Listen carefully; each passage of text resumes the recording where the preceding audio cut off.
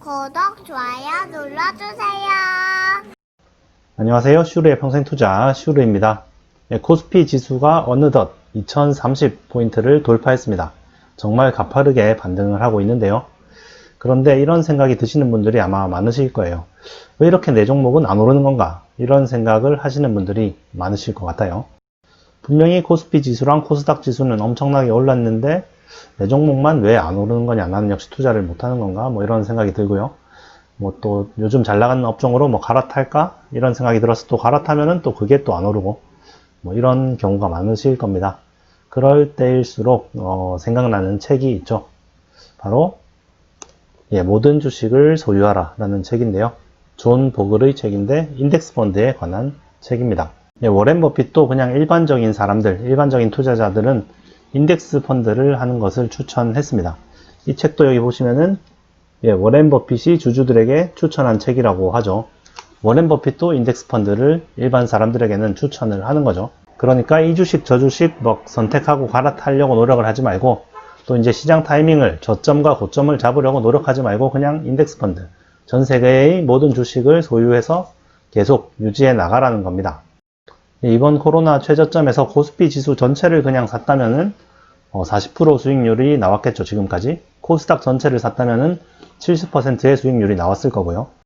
그런데 많은 사람들이 막 이 종목 저 종목 갈아타고 또 이제 타이밍을 잡으려고 이제 좀 많이 올랐으니까 좀 팔았다가 다시 싸지면 사야지, 이런 분들도 많았을 거고요. 인버스를 사는 분들도 많았을 거고, 어쨌든 간에 종목 선택과 타이밍 선택을 하느라 그 코스피와 코스닥이 오른 수익률을 온전히 누리지 못하고 많이 손해를 보신 분들이 있을 겁니다.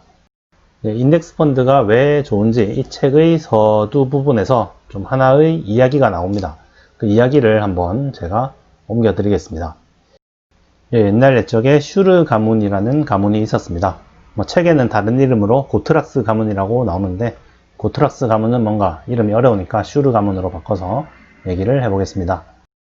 슈르 가문 사람들은 경제적으로 매우 성공해가지고 또 이제 자손도 많이 낳고 해가지고 슈르 가문이 전 세계를 장악해서 전 세계의 주식회사의 지분을 100% 슈르 가문이 가지게 되었습니다. 그러니까 전 세계의 모든 경제활동에서 나오는 이익이랑 배당은 모두 슈르 가문의 사람들이 가지게 되었고요. 슈르 가문의 자산은 점점 늘어나게 되었습니다. 그렇게 행복하게 풍요롭게 잘 살고 있었는데 어느 날 증권회사 직원이 나타났습니다. 증권회사 직원이 슈르 가문의 사람들에게 접근을 해서 말로 꼬시기 시작합니다. 다른 사람들보다 좀 더 빨리 부자가 되고 싶지 않으신가요? 저한테 좋은 방법이 있습니다. 다른 친척들을 꼬셔서 좀 잘 나가는 주식은 그 친척들에게 사고, 또 이제 잘 못 나가는 주식들은 팔아버리세요. 그러면은 훨씬 더 빨리 돈을 벌 수 있을 거예요. 들어보니까 솔깃한 겁니다. 그래서 이제 거래를 시작했죠. 지금까지는 슈르 가문의 사람들끼리 전혀 거래를 하지 않고 그냥 자기가 가진 지분만큼의 배당을 받고 이익 성장을 누리고 있었는데, 이제 증권사 직원이 와서 거래를 하라고 한 겁니다. 듣고 보니까 잘 나가는 주식을 선택해서 그거를 사고 좀 못 나가는 거는 팔고 이러면은 돈을 더 많이 벌 수 있을 것 같았어요. 그래서 다른 가문의 사람에게 가서 거래를 제안을 했죠. 그래서 둘 사이에는 거래가 이루어졌습니다. 그리고 이 증권회사 직원은 가문의 사람들에게 접근을 해서 서로 거래를 하도록 유도했습니다. 자, 그러면 결국 어떻게 되었을까요? 원래는 슈르 가문의 사람들이 전 세계에서 나오는 전 세계 회사들이 내는 이익을 모두 배당을 받고 잘 살고 있었는데, 이제는 비용이 들어가게 되었습니다. 거래를 활발하게 하다 보니까 이제 증권회사에 거래 수수료를 내게 되었고요. 그리고 세금, 거래세와 그리고 양도소득세 같은 세금도 내게 되었습니다. 그렇게 되면 슈르 가문이 전체 이익에서 그 세금이나 수수료만큼을 뗀 나머지 금액만큼을 슈르 가문 사람들이 나눠 가지게 된 거죠. 슈르 가문 사람들은 열심히 막 거래를 하다가 문득 생각을 해보니까 거래는 열심히 했는데 내가 버는 돈은 오히려 줄어든 것 같다는 느낌이 드는 겁니다. 그래서 왜 그런 거지 생각을 하고 있을 때 이번에는 펀드 매니저가 등장을 합니다.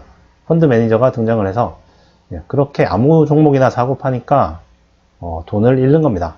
저의 말을 들으세요. 주식 거래는 예, 제가 전문가입니다. 전문가가 거래를 해야죠. 그렇게 해서 듣고 보니까 또 그럴듯한 거예요. 그래, 내가 뭘 알겠어. 주식 전문가에게 내 돈을 맡겨야지. 그래서 슈르 가문 사람들은 또 이 전문가, 펀드 매니저에게 돈을 맡기기 시작합니다. 이 펀드 매니저는 또 열심히 거래를 하겠죠. 그러면 거래 수수료도 들고 세금도 들고 거기다가 이제 펀드 수수료까지 내게 됩니다. 슈르 가문 전체 사람들이 버는 돈은 더욱 줄어들게 되었죠. 원래는 모든 전 세계 회사에서 나오는 돈을 모든 슈르 가문 사람들이 나눠 가졌는데 이제는 거기서 수수료와 세금으로 엄청 많은 돈이 나가게 된 겁니다. 그만큼 슈르 가문의 몫이 줄어든 거죠. 그렇게 슈르 가문 사람들이 도대체 왜 내 이익이 계속 줄어드는 건가 그렇게 고민하고 있을 때 가문에서 가장 똑똑한 사람이 나타나서 얘기를 했습니다. 야, 니네들이 계속 수수료도 주고 세금도 내고 그렇게 하니까 점점 우리 몫이 줄어드는 거야. 당장 펀드 매니저들을 해고하고 또 너희들끼리 계속 사고 팔고 하지 말고 그러면 세금만 나갈 뿐이니까 그렇게 하면 다시 예전처럼 전 세계의 모든 이익을 너희들이 나눠 가질 수 있을 거야. 이렇게 얘기를 해줬습니다. 예, 사람들이 듣고 보니까 또 그럴듯한 겁니다. 이 사람들이 말은 참 잘 들어요. 그래서 예, 모든 펀드 매니저들을 해고하고 그리고 또 이제 거래도 하지 않고 그래서 수수료와 세금을 내지 않으니까 다시 예전처럼 슈르 가문 사람들이 모든 세상에서 벌어들이는 이익을 나눠 가지게 되었습니다. 어떤가요? 얘기가 재밌으셨나요? 이 책에서 하고자 하는 얘기가 이 얘기 안에 전부 다 들어 있습니다. 결국 주식이라는 것은 내가 회사의 지분을 소유하는 거죠. 그 회사의 지분에 따라서 그 이익을 공유하는 게 주식입니다. 그 회사들이 성장함에 따라서 코스피 지수 같은 인덱스 지수가 점점 성장을 해나가는 거죠. 미국으로 치면 S&P 500 지수가 점점 늘어나는 거고요. 결국 전 세계 주식의 합인 이제 주가 지수의 수익률은 결국 전 세계 사람들의 수익률의 평균입니다. 그러니까 내가 그 시장 수익률을 이기겠다는 말은 결국 제로섬 게임을 하겠다는 거죠. 내가 남들보다 더 정보가 많다든지 아니면 투자 기법이 좋다든지 해서 남들보다 더 많이 가져가겠다는 것은 결국 다른 사람은 그 시장 지수보다 더 못한 수익률을 얻게 된다는 말이죠. 그런데 사실은 제로섬 게임이 아니라 마이너스섬 게임이죠. 내가 이제 다른 사람들보다 더 높은 수익률, 시장 수익률보다 더 높은 수익률을 올리려고 거래를 열심히 하고 하다 보면은 거래세도 내야 되고 양도세도 내야 되고 또 수수료도 내야 되고 그런 비용들이 발생하게 됩니다. 결국 전 세계 사람들이 얻는 수익은 전 세계 기업들이 벌어들이는 돈에서 비용을 제하고 그 나머지만을 나눠 가지게 되는 거죠. 결국 시장 수익률보다도 못한 수익률을 전 세계 사람들이 가지게 되는 겁니다. 물론 나는 다를 거야. 나는 기업 분석을 매우 잘 할 거고 나는 다른 사람들보다 똑똑해 라고 생각을 하니까 인덱스 펀드를 하지 않고 직접 종목을 선택을 하는 거죠. 그리고 또 좀 더 빨리 재산을 불리고 싶기 때문에 그런 선택을 하기도 합니다. 그리고 또 이제 남들보다 나는 더 똑똑하니까 마켓 타이밍을 맞출 수 있을 거야.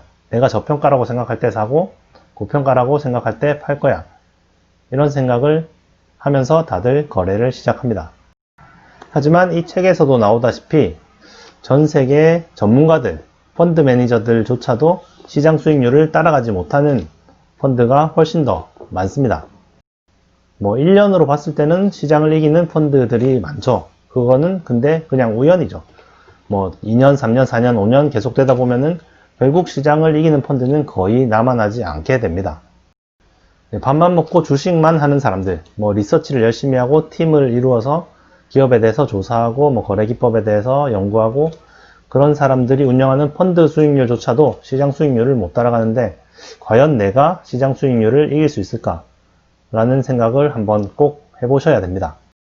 아마도 대부분의 사람들은 시장 수익률을 이기지 못할 거예요. 워렌 버핏도 그래서 웬만한 사람들은 다 S&P 500 지수를 그냥 그대로 사는 게 낫다 라고 얘기를 한 거죠. 예, 저도 사실 저는 제가 똑똑하다고 생각을 합니다. 그래서 저도 개별 종목을 사서 시장 수익률보다 높게 수익을 내려고 노력을 하는데요. 그런데 쉽지는 않을 것 같습니다. 아마 주식에는 바보일지도 모르고요. 지금까지는 그렇게 나쁘지는 않은 것 같은데 결국 길게 놓고 보면은 또 시장 수익률을 못 이길 확률도 높겠죠. 그래서 그럴 때를 대비해서 인덱스 펀드도 저는 충분히 사고 있고요. 제가 바보일 경우를 대비해서 그런 대비는 하고 있습니다. 그리고 인덱스 펀드를 하는 또 가장 중요한 이유는 큰 노력을 들이지 않아도 된다는 거죠. 내가 시장을 이겨보려고 막 열심히 주식 공부를 하고 종목에 대해서 리서치를 하고 또 주식창을 쳐다보고 이런 노력들이 필요 없이 그냥 내가 월급을 받는 돈이나 아니면 내가 버는 돈으로 계속 그냥 인덱스 펀드만 꾸준히 사면 되는 거죠. 생각할 것도 없습니다. 그렇게 주식을 하는데 들어가는 노력이나 비용을 최소한으로 줄이고 내 인생을 즐기면서 인덱스 펀드가 가져다주는 전 세계의 이익을 누리는 것도 아주 좋은 선택이라고 생각을 합니다. 주식 거래 자체가 재밌고 또 이제 내가 남들보다 재능이 진짜 뛰어나서 인덱스 펀드보다 수익이 더 난다면은 주식을 열심히 하는 것도 괜찮지만 웬만한 사람들은 주식을 하면서 고통을 더 많이 받을 거고요. 또 그 고통을 받아서 수익률이라도 나면 좋은데 수익률도 시장 평균을 한참 못 미치는 경우가 많기 때문에 웬만한 사람들은 인덱스 펀드를 하기를 추천을 드립니다. 저도 열심히 종목 선택을 해보기는 하고 있지만 혹시 안 된다면은 인덱스 펀드로 언제든지 완전히 바꿀 생각도 있습니다. 오늘도 시청 감사드리고요. 또 다음에 뵙겠습니다. 감사합니다. 구독, 좋아요 눌러주세요.